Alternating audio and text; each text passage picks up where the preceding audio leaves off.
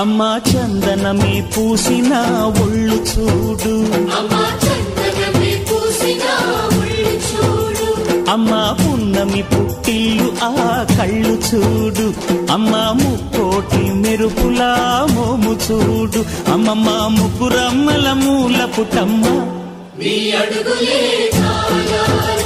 అమ్మా నిప్పుల్ని తొక్కిన నడక చూడు, అమ్మా దిక్కుల్ని దాటిన కీర్తి చూడు, 1000 సూర్యుళ్ళై మెరిసిన